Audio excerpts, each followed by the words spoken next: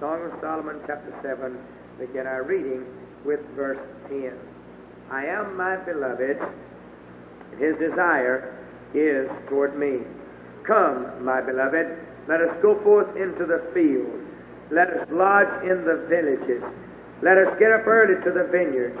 Let us see if the vine flourish, whether the tender grape appear, and the pomegranates bud forth. There will I give thee my love. The mandrakes give a smell. And at our gates are all manner of pleasant fruits, new and old, which I have laid up for thee, O my beloved. Notice again, if you will, verse 13. The mandrakes give a smell, and at our gates are all manner of pleasant fruits, new and old, which I have laid up for thee, O my beloved. I want to speak to you tonight on this subject, the good smells of the church. The good smells of the church. These last 3 nights we've been looking together at what the church had to say after Jesus had exalted her and honored her as he did and expressed his great love to her. She said, I want to show my love in the things that I do for him. We saw on Monday night where she said, let's go to the field. Let's go out there in the quiet place and let me get orders for how to do the job. Then we saw last night where she said, I'll give my love to you there in the field. I'm interested in the vineyard. I'm interested in the tender grapes and whether or not the pomegranates are budding forth. And tonight we have a picture of the harvest time and the storehouses. And she says, the mandrakes give a smell. This brings us to the subject of the good smells of the church. I'm glad that there's something in this world that smells good. I'm glad of that because we're living in the world and the world has something rotten about it. Now, back in Shakespeare's day, he had a statement in one of his books or dramas where he said, something is rotten in the state of Denmark. Now, I want you to know that's just as true in 1978. There's still a lot of rotten things that are taking place in the world. Now, think about it for a moment, how important the smell is to your life there. If you've ever had a real heavy cold and were eating food and could not smell it, you remember how tasteless it was? There's something about a good smell or a good odor that adds a lot to it. But keep in mind that this world we're walking through is loaded down with rottenness on every hand. There's a lot of places that I'm glad when I'm traveling and I don't have to stop and pass on through. Somebody, I believe this week, has talked about, your pastor and I, about a certain town in North Carolina where it's a paper mill town. You pass by there in the certain atmospheric conditions just right, and you want to hasten on and get through. You don't want to hang around there. And then you get to a place, there's a place down in Flower Branch, Georgia. Used to have a bootery there where they made all kinds of, from the cowhides, all kinds of boots and shoes. And my, what an awful place it was to go through. And yet this world seems to delight in bad smells and bad odors. That's the way the world seems to thrive on it. In fact, we've got a set of folks in the world today that their job is continually stirring up the bad smells. That's their job. That's what they're catering to. And some folks continually, they delight to hang around. You say, who are you talking about? Well, I'm talking about the news commentators of the world. Have you ever noticed that? I was reminded of it as I was driving home last Sunday afternoon to get back to my church field. They were telling the news of what had happened at Camp David and how the Israeli Prime Minister had gone back, and it looked like the Israeli government was going to accept the accords and the things that were said at Camp David. And that was fine. They told the news. But the news commentators couldn't stop there. After they told that, they had to go out and find something rotten. They couldn't afford to let that happen. They began to go out and interview these bunch of young kids over there that didn't like what was going on, and they had to stir them up and get their report so that before the news report was over, you were feeling bad. Have you ever noticed that? That's the job. They are professional rotten stir-uppers. That's their job, is to stir up rottenness there. I was in another town not too many years ago when a fellow was interested. He wanted to make a film for me, and he was trying to impress me. He came out with his limousine and carried me to his office there and gave me the work. He had just been saved a few months before that. And he said, I have been on television and on radio, making news comments for a long, long time. But he said, I'm tired of it. He said, they give us orders when we go out to interview somebody, find something that's wrong, and if you can't find something wrong, keep on questioning until you do find something wrong. What does he say? He said, where there's not a stink, stir one till there is. We want to know, we want to have something rotten there. And if you'll notice it, you use reports there continually. So many murdered over here, so many killed over there. You don't have them Monday morning coming in and giving a good report to what happened in the house of God, what's taking place, what business for God's being done. Instead, they are fully stirring up the things that are going on. How come? This world is full of rottenness and evil smells on every hand. And it gets on. The reason it's that way is because of the devil, the low-down devil. He's rotten to the core, and all of his demons are full of hell, and they're rotten to the core, and they're leading you as fast as they can down the road to death and hell. And of course, you know, death has its awful smell about it. There's something about it. That's why the devil wants to keep you before it. Have you thought how the devil likes to keep you away from the Word of God and just keep you with news reports? I found out it's good for you to read the newspaper and read your Bible. Because if you don't, you get caught up in all the bad smells and all the roughness of life. But if you read the Bible, you can wade through it and be all right on the other side. But this world is trying to continually bring us down to the level of death. The other day, last Friday night, the revival meeting I was in, the preacher got the report, got a phone call about 3 o'clock in the morning. One young man in the community had been inside of a machine cleaning it out, and he forgot to turn the electricity off, and the machine came together and crushed the life out of him. Oh, the smells of death, the fire and brimstone of hell on every hand. In the midst of an age like that and a world like this, I'm glad the church has sweet smells. Amen. Ladies and gentlemen, I like to come here. It's got a sweet smell about it. I like to be around God's people and God's house. How come? Because they smell different than the way the world smells.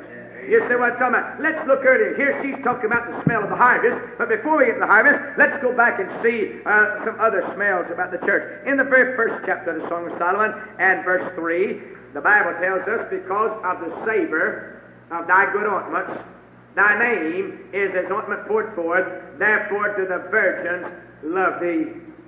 You know why the church has a good smell? Because the rose of Sharon passed by. Amen. The lily in the valley passed by. You let somebody pass by who's got the strong, sweet-smelling perfume, and you'll smell like that. You've been around that. That's the thing. It'll make a difference there. Whatever you're around, it'll show up. One thing I distaste and dislike about being in hotels is that when you come out, usually your clothes smell like they've been in a cigarette factory. Because the maids have been in there, and they've been cleaning up the rooms, and that strong smell gets in there. Well, the same thing is true about the Lord Jesus in another way. You hang around Him. Let the church stay with Him. You'll get that sweet smell about Him. I want to know, if you're living in rottenness today, you just need to hang around the church. That's how the rose of Sharon's passed by. He not only passed by, he remains there and gives her that smell. Now, the world will have a good smell for a little while, but their odor don't hold. You know, you read about the different perfumes and how that you have this kind of soap that'll last all day and so forth. What they're saying is it'll give out before sundown. That's what they're saying. They're saying it won't hold out. But you see, the world does like a lot of perfume factories. A lot of perfume factories, I understand, will take the wild odor of an animal. They even use, I understand, the polecat perfume there to put in the face and put other things around it. And if you ever get the sweet scent gone and have the polecat smell, you're in trouble. But that's the way the world is forever. It'll have a sweet smell for a little while, but it'll give out. It won't last. And when it gives out, woe be for the polecats and those that are around you when they find the smell is that way. But I got news for you. The church of the Son of God shall never lose her sweet smell. She's destined to have it forever. I want you to know she's going to smell like a rose garden. She's going to smell like a lily factory. How come? Because of the one she has been around. Well, there's another passage I want you to see. Chapter 1, verse 12. Chapter 1, verse 12. While the king sitteth at his table, my spikenard sendeth forth the smell thereof. What's this? This is the smell of supper time. He said the king at his table, and I'm at the table with him. Now, friends, supper time may not smell good to you, but if you grew up on the farm where I did, having worked in a field all day, when you came in and had that smell of the bread for supper time and the smell of the beans and potatoes that were cooking, I want to know that was a sweet fragrance there. Amen. I want to know when the church is at supper time, it's a sweet smell. The king's there. The queen's there. The bride says here, my husband and I are sitting down to supper time. That's what I like about being in the house of God. You're at God's supper table. He likes to sup with you, and He likes to fellowship with you. And friends, there's a sweet fragrance and a sweet smell there. I like to sing yonder in John chapter 12 when we see this kind of thing brought out. John 12, verse 3. Notice this statement. Then took Mary a pound of ointment of spikenard, very costly, and anointed the feet of Jesus, and wiped his feet with her hair, and the house was filled with the odor of the ointment. Thank God, the church at supper time with the Lord, that sweet fragrance gets out. That sweet odor is to be spread abroad throughout the house. But that's not the only time. You go back again in the Song of Solomon, chapter 2, verse 12 and 13. The flowers appear on the earth. The time of the singing of birds has come. The voice of the turtle or turtle dove is heard in our land. The fig tree putteth forth her green figs, and the vines with the tender grape give a good smell. Arise, my love, my fair one, and come away. Oh, the smell of the church in our springtime, when she's doing what I was talking about last night. It's a sweet odor and a sweet fragrance when she's out there. But there's another thing we want to hasten to say. Chapter 4, verse 10 and 11. How fair is thy love, my sister, and my spouse! How much better is thy love than wine, and the smell of thine ointment than all spices? Thy lips, O my spouse, drop as the honeycomb. Honey and milk are under thy tongue, and the smell of thy garments is like the smell of Lebanon. He said, your garments smell good. Amen. I want to know, friends, a house where the church meets has a good smell about it. I want you to know there's no place like this. I can go to the supermarket and without getting excited. I can go to the schoolhouse without getting excited. But I want you to know just the look of the house of God does something to me. There's a sweet smell about it. Her very garments are lovely. Her garments have a sweet odor about her. But then I want you to go to what he said in chapter 7 and verse 8. Chapter 7 and verse 8. He gets to talking about what she's like, and he tells us about her total personality. Verse 9, and the roof of, verse 8, I said, I'll go up to the palm tree, I'll take hold of the boughs thereof. Now also thy breasts shall be as clusters of the vine, and the smell of thy nose like apples. What? He said your nose, the breath coming forth out of your nose, smells like apples. What's he talking about? Her very breath that glows off of her heart is full of life. You see, the world don't understand that because they've not been around where life is. We're out there tonight tipping up their beer bottle, out there going from one lust to another lust. They don't know the sweet fragrance that blows off of a heart. It's like with its maker. Out from the church that's in the right position. I'm glad tonight that the church has her blowing off in her personality. She is a totally sweet fragrance in the sight of God. Her smell reaches to heaven and is well pleasing in the sight of the Lord. Now we come to this verse tonight and find the smell of the church in harvest time. Notice this. The mandrakes give a smell. What you talking about? Look in Genesis 30, the only other place in the Bible where this word mandrake is used. Genesis chapter 30 and verse 14. And Reuben, when in the days of wheat harvest, found mandrakes in the field, brought them unto his mother Leah. Then Rachel said to Leah, give me, I pray thee, of thy son's mandrakes. What did he say? Reuben went in the days of wheat harvest and found mandrakes in the field. Whenever you found mandrakes in the field, you were assured it was harvest time. Now, friend, harvest time may mean different things to you. It's according to where you came up. Whenever I think of harvest time, I think of a field in South Georgia where I spent many days out in the peanut patch. That harvest time had its own odors. Peanut patch smells different when the plants are dying and the plants have been uprooted and they're out there drying in the sunshine. That's a sweet fragrance to a farmer, and he had that smell of harvest time. And usually, while that was taking place, you could smell at the end of the rows there was the smell of the scuppernongs.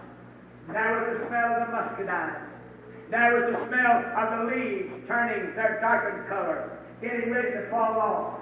Harvest time, the time when the wind or the warmth is beginning to get less and the hot days of the summer are over. Yes, harvest time just throws me back again and again. Go back to the days of my childhood when harvest time was in. The pecans were getting ripe, the cotton leaves were falling. Oh, what a smell, what a sweet fragrance. And friend, here it is in the harvest time. The wheat is getting ripe and the mandrakes are giving a strong smell out across the harvest field out yonder. Oh, my friend, she said, I want you to know harvest time smells good. Harvest time has a sweet, strong smell about it. What are you talking about, friend? Well, have you ever thought about it? You remember what it was like back yonder when you were in the fire, in the burning? It might be good to remind yourself in Jude 23 to see what the Scripture has to say. Others saved with fear, pulling them out of the fire, hating even the garment spotted by the flesh. You know what it is for a sinner to be turned from hell to heaven? It's to leave rotten odors, come to sweet odors. Amen. You see, that sinner on the road to hell, he never gets far from the smell of fire and brimstone. How come? Because that's his eternal life, unless he gets changed. I want you to know that was my life and your life. Fire and brimstone was waiting for me. He said, come on in, young man. Come on. We wait for you. Death, with its rottenness, was called his bondage. Hell, with its awfulness, was called his bondage.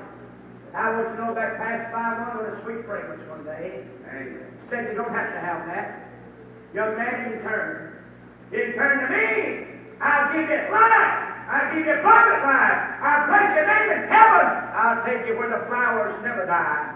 I'll take you where the soul never dies, where the body never dies, where there's never corruption. And I want you to know, friends, I took you in His Word and got transformed from the badness into the goodness, from the odors of hell to the sweet fragrance of heaven. No wonder He said harvest time has a sweet smell. I tell you, it does something to me when I see a sinner come down to the altar and say, I'll give my life. Amen. It does something to me out there in the harvest field to see somebody turn. What a sweet thing harvest time is. That's why some of the saints of God get excited when the harvest is taking place. They know that the bad odors and smells are gone. They've got the sweet smell of the harvest about them. Now, friend, I want you to know that's quite in contrast to what the world has. Listen to what Paul says in Philippians chapter 4 and verse 18. Philippians chapter 4 and verse 18. Listen to this statement. Paul said, but I have all and abound. I am full, having received of Epaphroditus the things which were sent from you, an odor of a sweet smell, a sacrifice acceptable, well pleasing to God. Amen. I want you to know, friend, I'm glad that the child of God can give a sweet fragrance going up to God Himself. Yes. World can't do that. You come to the lovely Son of God. Isaiah 64:6 is your lot. Look there at Isaiah chapter 64 and verse 6 and see what the Bible says and describes about you. Isaiah chapter 64 verse 6. But we all are as an unclean thing. All our righteousnesses are as filthy rags. What is it? If you get saved, you're like a bunch of stinking rags in the sight of God. It's an awful smell that goes up. Friend, it'll go up that way forever. Oh, yes, when you think about it tonight, you ought to think about being saved from death. But the world is still producing filthy rags. And yet some of you still love that. You want to go out there with that crowd that gets drunk and lives it up and acts like dogs. One day you'll smell like dogs. You want to go out there with that crowd gets in a hog pen, and one day you'll smell like a hog pen. How come? Because the world never brings forth that which is sweet, that which is delightful. Oh no! It will be, as the Bible describes it here in the book of Isaiah again, in chapter 14 and verse 29. Isaiah chapter 14, verse 29. Rejoice not thou, whole Palestina, because the rod of him that smote thee is broken. For out of the serpent's root shall come forth a cockatrice, and his fruit shall be a fiery, flying serpent. The world will not stop till it's made you like a snake in a snake pit. I was reading this afternoon in one of the news magazines about a certain girl who back down in the 30s and early 40s was a real star in Hollywood. I mean, it looked like she's going to be a Marilyn Monroe. She was headed toward the top. But by the time she got in her middle 20s, the very thing that put her to the top was her downfall. She was an actress, really honored and blessed. But she loved to drink her beer. Where'd she learn it? Out there with that crowd. And she got arrested for drunken driving. And a psychiatrist checked her out and said she was mentally unstable.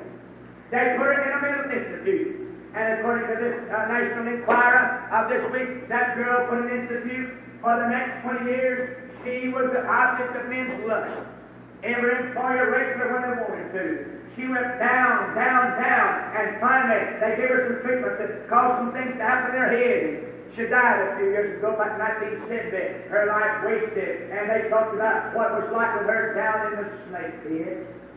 That's the business of this world. You give your energy to it. You give your ways to it. They'll take it and destroy it.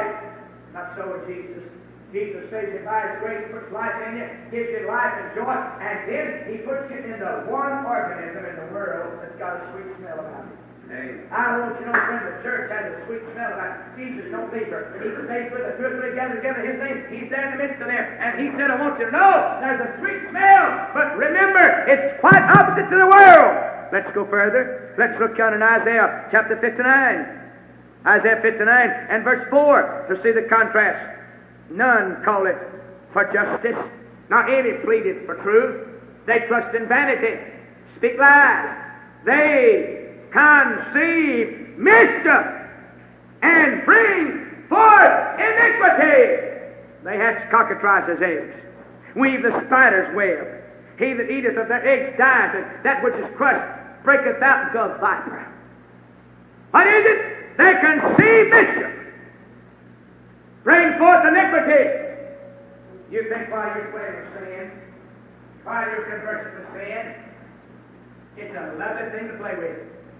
You just remember, you conceive mischief, you bring forth iniquity.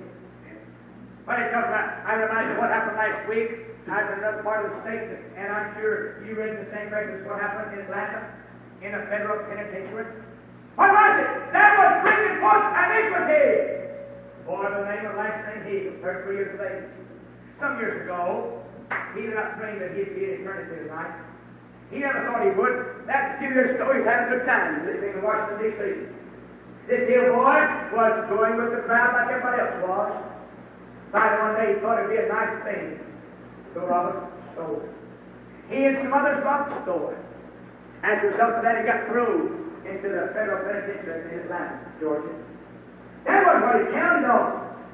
He intended to rob a store, get gold, live it up. But remember, you can see a mischief, you bring forth iniquity. He robs it, he goes to the federal penitentiary. What happens? He's thrown into a place where they have gang war. Even though they're behind bars, he's not out of his mischief. One gang here, one gang there. In the course of the last 2 years, 10 people murdered there. And in the course of the time, he and somebody else got into a lover's quarrel about homosexuality. In the jail, that's where they hatch all kinds of stuff. And somebody took a homemade spoon into his life last week. What was it? That's the end result of the world. The world's passing away. Why are you petting so much? Why don't you turn loose and come and serve God and live for God?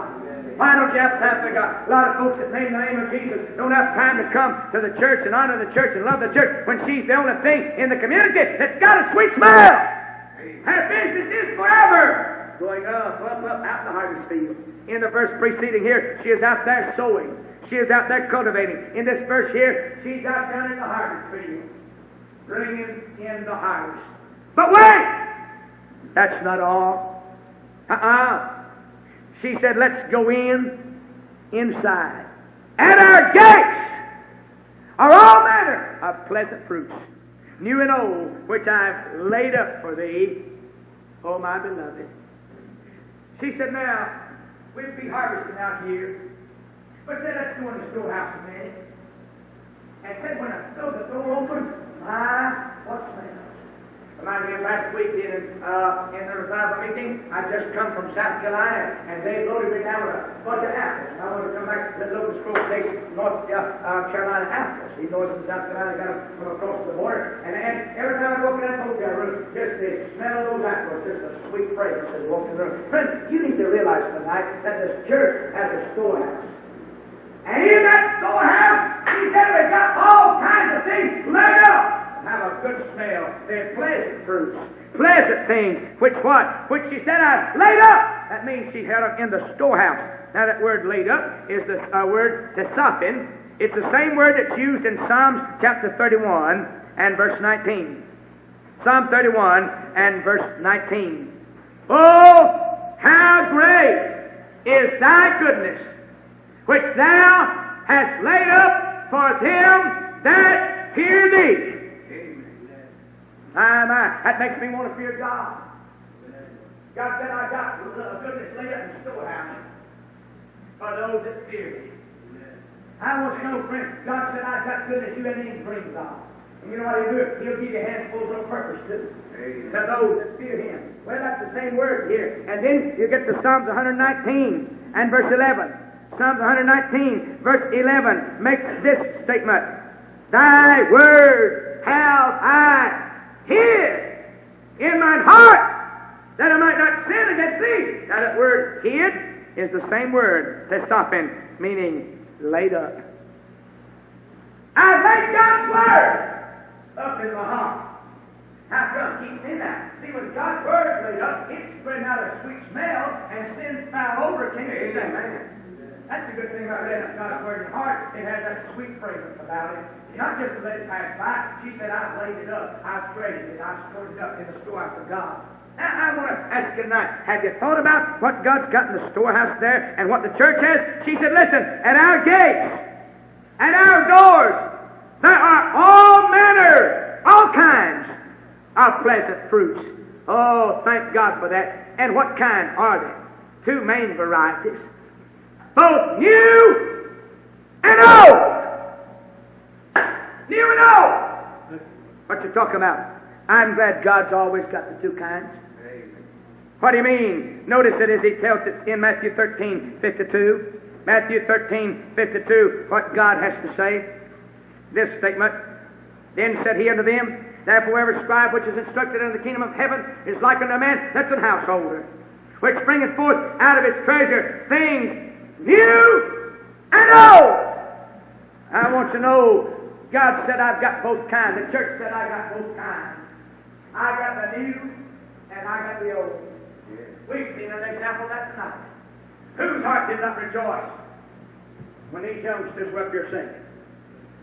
Who didn't get excited when they began to sing about our lovely Lord? Who didn't get excited when the little one come over here and start singing? What's that? That's new ones. But friend, that wasn't all. That wasn't all God had on the program. No. Had the old ones here with their trembling voice. But with their spirits of the ages, stand up and tell about our Lord. The new and the old. I'm glad God don't throw away either one. I'm glad He's got time for both. Amen. I'm glad when Jesus went out and chose Peter, James, and John, and Andrew, He didn't do away with Moses. Elijah, Samuel, and Samson. I'm glad our God always has time for both of them. I don't want to be in a church where all you got young people. I don't. A lot of folks say, boy, we want to reach young people. We want to reach the young people. Let's get stuff for the young people. But I don't want a church just full of young people because they don't have that deep bass voice that's needed. They don't have the spirit of the age. Now, I'm not throwing off on you young people, but you stand up here and talk to me tonight. I'm going to tell you, blue in the face of how I'm going to follow Jesus. What's Jesus going to do for me? How He's going to honor me and what I'm going to do for Him. And I say, maybe. Time of death. But like the old soldier get over here sing, day is dying in the west. You see, putting his whole heart in. He's got it whole, and then he comes along there and says, holy, holy, holy. What is it? I see God on that old age. I see the ripeness of the years. I see He's weathering the storms. You young ones are saying, I'm going to it. He's saying, I have.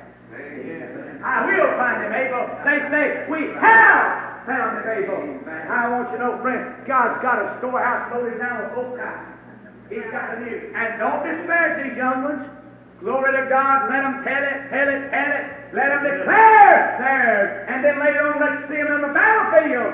Then after a while, they'll be able to come back and stand up in some service like this and say, I found Him sufficient.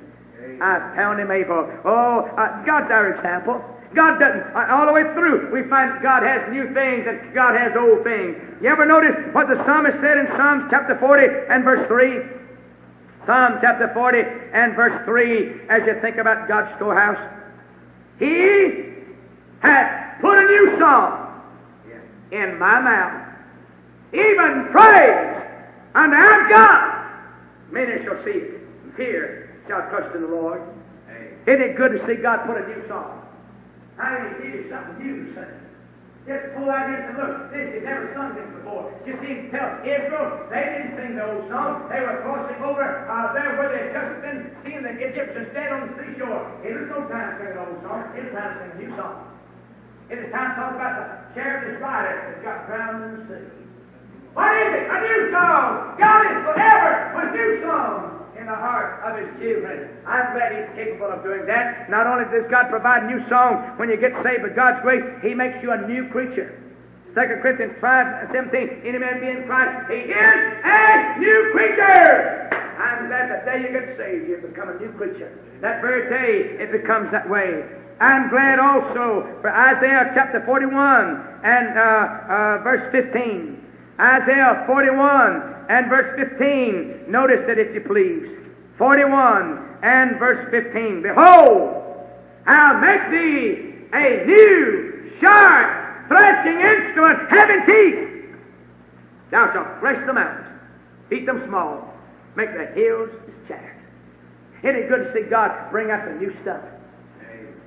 Can I give you a new threshing instrument? Isn't it good to see sometimes God come along with new things? Bring in new kinds of instruments. You don't get rid of the old, but it's good to have some new. New threshing instruments. New things there. God continually is interested in that kind of thing. I'm glad God gives us Lamentations 3. Look at in the book of Jeremiah, in chapter Lamentations. Lamentations 3, 22 and 23. It is of the Lord's mercies that we're not consumed, because His compassions fail not. They are new every morning. New mercies. Friends, this day's mercy is about God. Yes, about God. And if you blotted it out, if you didn't do like you ought to, it's about God. But you know, you get up in the morning, throw that curtain back, look out there, and God's got a new day. With new mercies, new opportunities, new privileges. If you made a mess out of this and make something good out of that one, God's always trying to give you something new. How sweet are the mercies of God. They are new every morning. It rolls by. Great is thy faithfulness. But I'm glad with the new mercies and the new songs and with the new threshing instrument, I'm glad that there's some old things He's taught us about. Look back yonder in Psalm chapter 93 and verse 2. Psalms 93 and verse 2. Thy throne is established of old. Thou art from everlasting. I'm glad to go back down and look at the throne of God. It has rulers with pegs. His throne forever. I want you to know when the sun ceases to shine, when the moon's turned to blood, it'll still be the same. It's good to be a little over the whole thing. Right. The throne of God's the same, folks. His mercy is for everlasting. His goodness reaches to all generations. He, in the midst of bringing out new things, reminds us that His throne is the same and shall remain the same. Look again in Jeremiah chapter 6 and verse 16.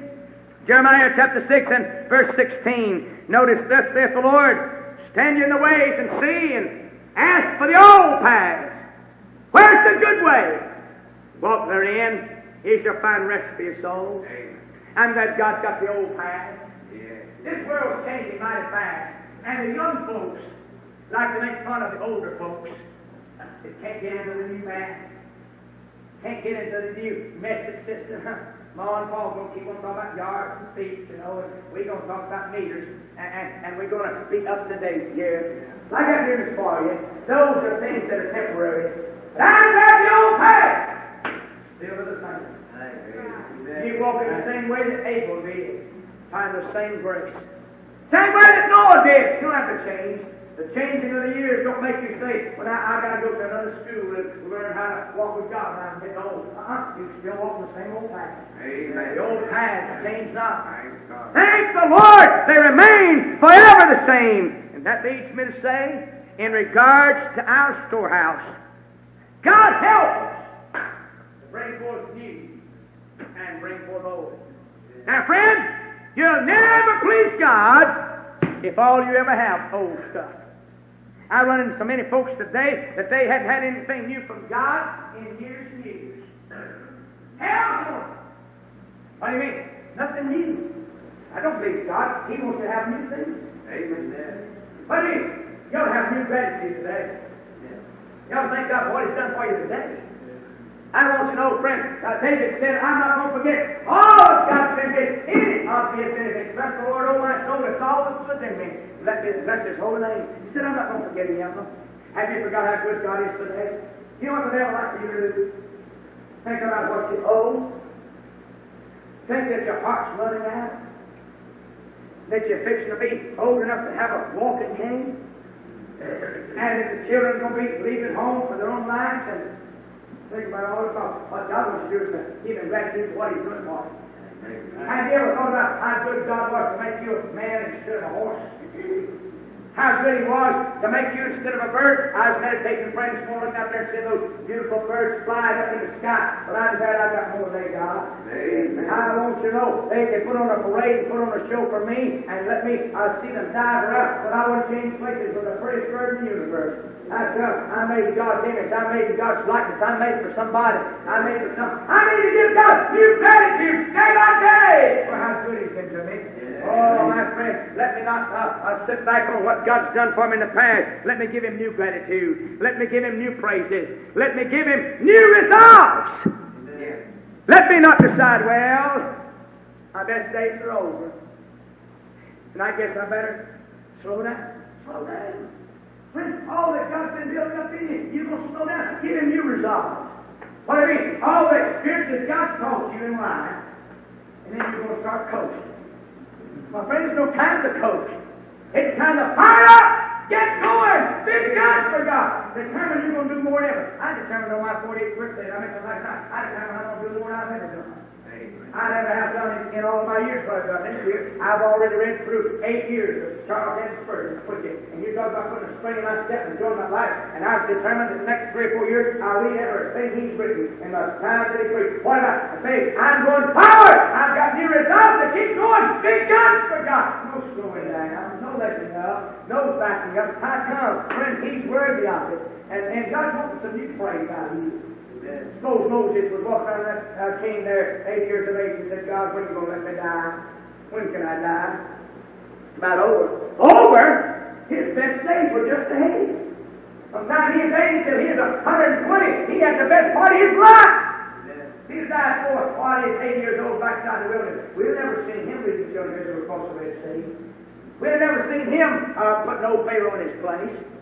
We've never seen him with the power of God on it. But friends, he has new resolve. God, help us to go with new resolve, new labors. Say, God, instead of backing up, I'm going forward. I want you to know that God's not interested in you saying, I'm just going to go back yonder and forget about it. Then, friend, God's looking for us to have a new trust in His promises. New trust in the promises of God. What do you mean? Some of you have found that God's been faithful till now. But you know what the low-down devil's son told you? God don't fail tomorrow. He is. Hitherto He's helped you. The devil said, that's all right, He'll fail you tomorrow. But if you ever thought about it, God is looking after you back down before you got to your mama's womb. He's taking care of you back down. If He could look after you before you got here, surely He'd look after you since you have got here. Surely He'd care after you. And why don't you just say, I'm going to lean on the promises of God. I'm going to trust them, Lord, I've never trusted them before. I'm going to walk out on the new promises. I'm going to go out here, and then I'm going to give God new prayers.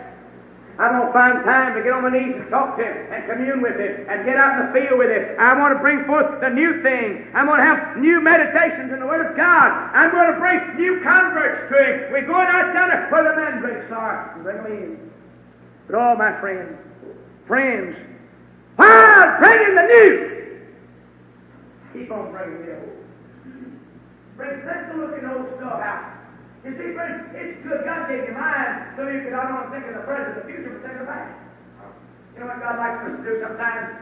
Just go back there and look in the storehouse together at the first love. Go back there and look at that first love. You remember what it was like? What sweet fragrance was around there? You remember how everything was just exciting then? Bring that out and look at it. Go bring out the first works! You see, a lot of times the devil will beat you, but if God can just let you go back and remember how you led that one to the Lord, led that one to the Lord, how you did something over yonder for that people, out yonder for that people there, God brings out, it becomes a sweet savor. And you look at it, that did not go out, friend. You say, well, you don't know, wait, that's living the past, but no, y'all live there sometime. You see, that's what's wrong with this television age. They don't have time to look past, future, anything but look at the present. See somebody unclothing, cussing, swearing, blaspheming God, living devilish life. Why don't you just turn off that thing sometime, have time, look back down in God's storehouse and see how good it was back there in those first days, that first love out yonder. Then, friend, it's good to go back and remember all the prayers and promises that He's answered and kept. I say, friend, it's just good to see how God led you to around. I dare say if we took time tonight, there's not over 10 people in this room for what you get up till of the times when you've already been dead and on the other side if God hadn't come in to live the time. I'm not talking about if He just grabbed and walked up to that, but if God had not grabbed you like a fire in the furnace, you're going to deal the other side. God got you leaving. God got you when you were there. Or you say, well, that's not a why don't you just go back and remember how good God was and just smell that sweet fruit? Say, God, I want once more thank You for sparing me back down there. I want to thank You, God, for the way that You looked after me. And then, friends, why don't you keep bringing forth the old offerings? What do you remember? What do you mean? You remember how much you've given to God's cause? You remember all the money that you put in God's program? How much your money has been put in there? What are you talking about? That's still working for you. That's still working on your behalf. How come? Because, friends, when you give money to God's cause, it keeps on going. Amen. You're not putting it in a rat hole. Amen. Look there. You put that which will go on and on and on. Amen. Some time ago, I read a sermon by Charles Spurgeon. He said about a fellow went out in Africa, a fellow for a donation on a chapel or a building. And the fellow wrote out a check for £50, whatever it was. And as he started out the door, the man was opening up a letter in his business, and he discovered that one of his ships had gone down at sea. He just went to the bottom. He called the man back and said, sir, let me have that check back. He said, I just wrote this letter while I just went out the door. One of my ships has gone down the sea. Well, he thought the man was going to take it back, and he hadn't justified doing it because of his financial reversal. But he took it back and said, now wait a minute. And he went back and wrote it up for $500. Handed it back to the man and he said, I don't understand that. He said, well, the way my business is going down, I want to have something that's being invested that won't be going down. I want to be doing something for a while. Friends, when the devil's hitting you and laughing at you, mocking at you, off laid here and often pray. Amen. You've laid it down here on God's table. And friends, God multiplies that like the 5 loaves and the 2 fishes. And when God gets through with it, there'll be folks in heaven, and when you stand up there and say, where did these come from? God says, these are your children that you have bring forth by the drop of God. Oh, my friend, bring it out. You say, well, quickly, that's putting you on whistle. No, God makes you bring these remembrances as the people low down devils. The devil can't bring out no sweet remembrance like that. The devil tried to remember back when they got that girl, stole her virginity. Stole that fellow's good mouth and brain. Filled it full of liquor and immorality and dope and stole that one's life. Oh, that's awful to blot out. But you can bring up the old things that were done in God's program. Good looking God's storehouse. Remember it. Some of it can remember the things that you've done. Oh, how sweet it is to bring the old things up. And then, friends, how sweet it is to remember the old study of the Word of God. How good it is to remember what they did away. Some of you know that you're getting old and getting to the point that you can't remember like you used to could. But that stuff has got laid up there. The Holy Ghost still brings it out. Blessed is the promises of God just becomes so sweet and precious. How come? That's part of the stuff in the storehouse. Ah, thank God. When you hide it away, tuck it away, God's Holy Spirit will let you bring it out at the right time. And oh, my friends, He'll let you get up and tell what goodness and what mercy has done, and how the goodness of God and the mercies of God have followed you all the days of your life. And then, friends, just bring out the old confidence. You see, there's nothing like that in God's sight. But you know what she said? She said, all of these things I've laid up for thee, oh my beloved. I gave my money for you. I gave my first love to you. I gave my first faith to you. I've given it all to you. How sweet it is to give yourself to one. This age of folks running around with 3 or 4 living wives, I don't understand that. I'm glad I could give all my love to one woman, one wife. I'm glad that we share the same children. I'm glad we share the same joys and delights, and we can talk together over old times and how sweet it is. And sometimes one just starts something and other picks it up. It's all right. It gets worse. You get to living together with each other so long that you just get thinking of that. Amen. Yes. Yes, sir. I hope this makes no longer good. That's what it makes to be awful much it did, but it's just good every now and then to get to thinking alike and acting alike. How come? Because of the sweetness that's been there through the years. Well, I want to ask you tonight, have you laid up much for Jesus? You say, I haven't done much yet. Well, look at the little you have, and then say, God, starting tonight, I want to lay up some more. Maybe the thing you need to do is come out here and lay some tears on the saucer tonight. Anytime you do, God bottles them up. You ever thought about that? God put them in this bottle. He'll get rid of them. Every bit of the praise you get, God said, that's going to be a jewel for your crown in the day. I laid it up. He brings forth things old and new. And you ever see you come say, oh God, I want to give some tears for you. I don't want to just always have the old to look at. I want old and new. I want the old songs and I want the new songs.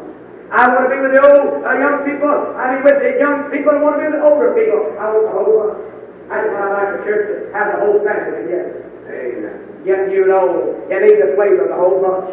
You say, well, one thing about that, we old folks and young folks can't understand each other. No, but the Holy Ghost can make both of you understand each other. And rejoice in each other. Amen. Make it become sweet and the fellowship to be what God has had it to be. Oh, thank God for it. I'm going to ask musicians to come, the song leaders to come. God's man to be here. God's Spirit's throwing on your heart. Maybe you need tonight to come say, oh God, I need to be out there in the harvest field getting that sweet smell. I need to be here, Lord, bringing forth things old and things new. We'll just let God have His way. What number shall we sing? Number 385. 385. While we stand and sing, while God's Spirit draws, while your pastor leads here tonight. Would you come while God's calling in our hearts?